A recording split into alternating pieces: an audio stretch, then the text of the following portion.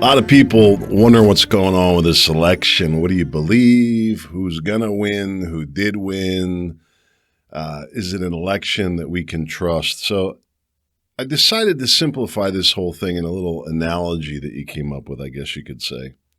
A little metaphor. I don't know what you call it. Think of this box, this card box as a ballot box, and think of these cards as ballots for a second, all right? Not really, but I'm going to use these cards and a little card story to illustrate what I see going on with the election right now, okay? Imagine that you've been playing in a little poker league. Maybe you're a little serious, maybe you're not, but you got roped up into this thing. And it's coming down to the final Friday night, the big night. It's $5,000 in the pot. It's another $1,000 buy-in, $10,000 on the line. You're still in. This is big, right? It's kind of a cool thing. You get in there, you sit down at the table. There's 5 of you. Dealer deals out the cards. And you get your cards, and you start looking at them. You think, hold on a second. I got 6 cards here. And the dealer says, yeah, we changed the rules. We're doing 6 cards now. And you're like, well, you're looking at your cards, and you're like, yeah, but we've never done 6 cards. We've always done 5 cards. We've been playing all week. I got all this money tied up in this thing. And here we are, and you're going to tell me that nobody even says anything until the cards are dealt, that we're switching to 6 cards? Yeah, that's what I decided.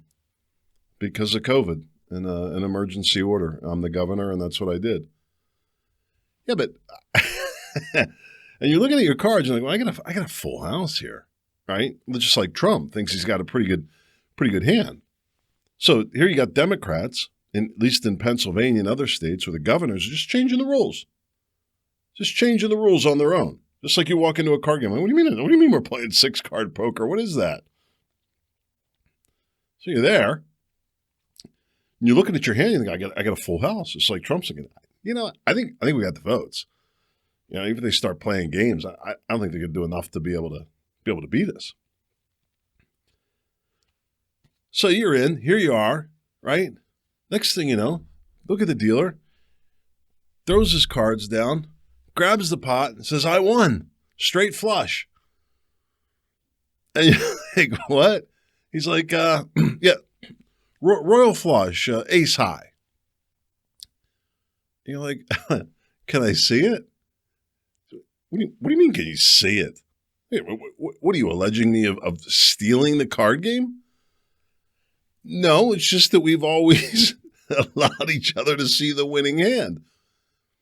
Well, it's COVID. I mean, just the way that the Democrats wouldn't allow the Republican observers in, or where there were Republican observers, we're hearing these stories now of where votes that they objected to, that they were still counted. So the dealer's there with the cards down. He's got the money. Hey, wait, hold on a minute, man. You can't just come in here and change the rules and throw your cards down and take the money like that.